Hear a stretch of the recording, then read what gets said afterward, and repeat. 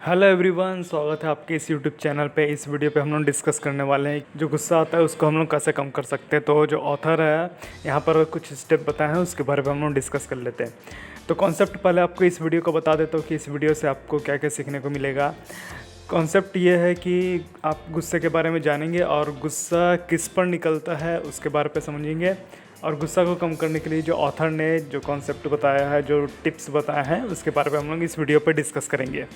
तो बढ़ते हैं गाइस आगे फर्स्ट पॉइंट की। और फर्स्ट पॉइंट है गुस्सा क्या है, उसके बारे में हम लोग डिस्कस कर लेते हैं। पहले गुस्सा क्या है, देखिए अपने अधिकारों की रक्षा करना। अपने अधिकारों की रक्षा करना मतलब क्या है कि सपोज़ सामने वाला कुछ आपको ऐसा कह देता है जिससे आपको लगता है कि ये मेरे पर्सनल बिहेवियर पे कुछ अटैक कर रहा है, उस टाइप का।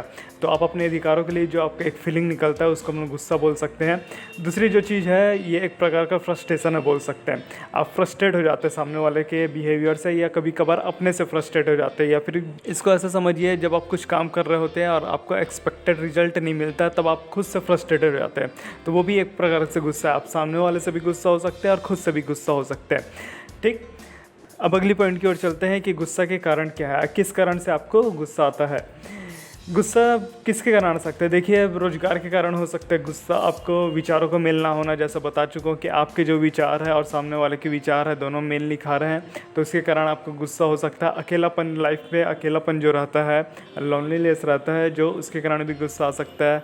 आपको अच्छे से नींद पूरी नहीं हो रही है, उसके कारण भी गुस्सा होता है। और इसके अलावा भी और भी बहुत सारे कारण हो सकते हैं गुस्सा होने के। ठीक, कैसे पता चलेगा कि आप गुस्से पे हैं? इस चीज़ को देखने के लिए आप अपने बिहेवियर पे देखिए कि आपका बिहेवियर कैसे चेंज हो रहा है। आप देखिए कि कहीं आप अपना पेशेंस तो नहीं खो रहे हैं, मतलब धैर्य तो नहीं खो रहे हैं, जल्दी जल्दी खाना खा रहे हैं क्या, ये देखिए। बेचैनी से महसूस कर रहे हैं या फिर किसी के साथ बहस कर रहे हैं। चिड़चिड़ापन आ रहा है आपको। चिड़चिड़ापन का मतलब है कि आप कोई काम कर रहे हैं, उस काम को करते करते आपको चिड़चिड़ापन महसूस हो रहा है, उस चीज़ को देखिए। एक टाइम में बहुत सारी चीज़ों के बारे में सोचना, आप एक टाइम में बहुत सारे थॉट्स आपके माइंड पे चल रहे हैं, वो देखिए आप। गुस्से के दौरान खुद को नुकसान पहुंचाना, ये सब चीज़ आप देखिए कि आपका बिहेवियर किस स्टेप से चेंज करना है। अब जो इंपॉर्टेंट पॉइंट है उसके बारे में हम लोग डिस्कस कर लेते हैं कि गुस्सा किस पर निकलता है। ये बहुत इंपॉर्टेंट पॉइंट है। गुस्सा किस पर निकलता है, ये हम कह सकते हैं कि जिनसे हमको डर नहीं होता। इसका एक एग्जांपल से समझाता हूँ मैं आपको कि सपोज़ आप ऑफिस पे है, ऑफिस में बॉस आपके ऊपर गुस्सा निकालता है या फिर आपको कुछ बुरा बुरा कहता है, तो आप बॉस के ऊपर गुस्सा नहीं करते, उसकी बातों को चुपचाप सुन लेते हैं। लेकिन जब आप घर आते हैं तो आप घर वाले के साथ, अपनी वाइफ के साथ या फिर अपने बच्चों के ऊपर उसका गुस्सा निकालते हैं, क्योंकि अपने फैमिली मेम्बर से आपको डर नहीं है, लेकिन आपको बॉस से डर है। अगर मैं उसके ऊपर गुस्सा निकालूंगा तो वो मुझे जॉब से निकाल देगा। आपको एक प्रकार का डर है, आप उसके ऊपर गुस्सा निकालते हैं जिसके ऊपर आपको डर नहीं रहता।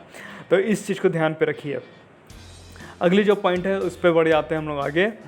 सेकंड पॉइंट की ओर चलते हैं। सेकंड पॉइंट पे हम लोग देखते हैं कि लेखक इस पे क्या सुझाव देते हैं। जब आपको गुस्सा आता है तब आपको क्या करना चाहिए, उसके बारे पे लेखक बताते हैं कि आप पहला पॉइंट ये करिए कि अपने आप को रिलैक्स फील कराइए। आप किसी चेयर पे बैठ जाइए और अपने पूरी बॉडी को ढीला कर दीजिए। आप जब सांस लेते हैं, फिर जब सांस को छोड़ते हैं, तो कोशिश करिए कि जितना भी आपका गुस्सा है वो सांस के द्वारा आपके शरीर से बाहर निकल रहा है, ऐसा इमेजिन करिए। और जब आप सांस लेते हैं तो आप ये इमेजिन करिए कि पूरे संसार की जो खुशी है आपके अंदर इंटर कर रही है। अपने आप को रिलैक्स फील करिए, पहला। दूसरा काम आप ये करिए कि अपने आप को प्रकृति के साथ जोड़िए। देखिए, बात ऐसा है कि लेखक प्रकृति के साथ जुड़ाव करने के लिए इसलिए कहते हैं क्योंकि आज की डेट पे हर जगह गला काट प्रतियोगिता चल रहा है। हर कोई एक दूसरे से आगे बढ़ने की कोशिश कर रहा है और अपने लेवल को ऊपर उठाने की कोशिश कर रहा है। इस कंपटीशन के दौर पे कहीं हम लोग अपना मूल स्वभाव पीछे छोड़ आए हैं। आप देखिए, हमारे चारों तरफ कंक्रीट का एक जाल सा बीच गया है, लेकिन हम लोग का जो मूल स्वभाव है वो प्रकृति के बीच पे ही है। तो ऑथर यही कहते हैं कि आप एक शांत जगह में बैठ जाइए और जहाँ पर भी बैठे वहाँ पर आप कोशिश करिए कि जितना हो सके उतना प्रकृति के साथ अपने आप का जुड़ाव महसूस करिए। जब आप प्रकृति के साथ अपना जुड़ाव महसूस करते हैं, हवाओं को महसूस करते हैं, सूरज की रोशनी को महसूस करते हैं, तब आपको आंतरिक शांति मिलती है, क्योंकि यही हम लोग का मूल स्वभाव है।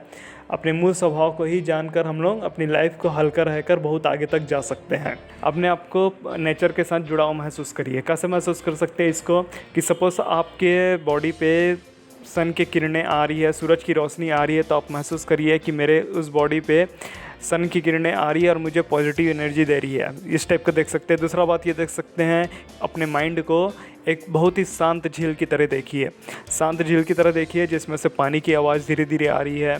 अपने आप को कोरिलेट करिए। अब जहाँ पर भी बैठे हो वहाँ पर देखिए कि कुछ पक्षी वगैरह चहचहाट कर रही है, तो उसके बारे पे सुनिए, उसकी आवाज़ को सुनिए, पक्षी की आवाज़ को कि वो किस टाइप से चहचहा रही है, आवाज़ किस डायरेक्शन से आ रही है, कैसे आ रही है। इन सब चीज़ों को अपने साथ जोड़ के देखिए, नेचर के साथ अपने आप को जुड़ाव महसूस करिए। तीसरा पॉइंट जो लेखक कहते हैं वो ये है कि पुरानी अच्छी घटनाओं को याद करिए। पुरानी अच्छी घटनाओं का मतलब होता है कि आप कभी ना कभी आपके साथ आपके लाइफ में कुछ ऐसी चीज़ हुई होगी जो आप अनएक्सपेक्टेड रिजल्ट दे दी होगी। इसका मतलब आप इसको ऐसा समझ सकते हैं, जो आपको एक्सपेक्ट नहीं हुआ था वो चीज़ आपको मिला, और जब वो चीज़ आपको मिला तब आप उसके साथ एकदम हैप्पी हो गए थे। मतलब आपको ऐसा फील हुआ होगा कि हाँ, कहीं पर कोई तीसरी शक्ति काम करती है जो हमारे प्रॉफिट के लिए सोचते रहती है। तो आप उन घटनाओं को याद करिए। ऐसा करने से क्या होगा, आपको एक पॉजिटिव एनर्जी आएगी, आपका मन शांत हो जाएगा और आपका गुस्सा तुरंत छुमंतर हो जाएगा। तो लेखक के सुझाव यही है कि पहले अपने आप को रिलैक्स फील करिए, फिर प्रकृति के साथ अपने आप को जोड़िए, पुरानी अच्छी घटनाओं को याद करिए। ठीक, अगली जो पॉइंट है एक्शन स्टेप। एक्शन स्टेप में मैं आपको बता देता हूँ कि आप कमेंट करके बताइए कि आपको कब कब किस टाइप के गुस्से आते हैं और उसको कम करने के लिए आप क्या क्या करते हैं।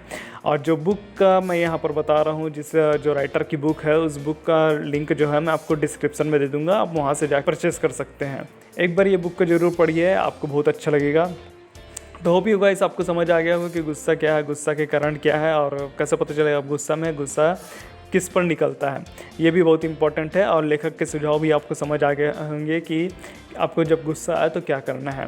तो मिलता हूँ गाइस मैं आपको अगले वीडियो पे, तब तक के लिए take care and thanks for watching.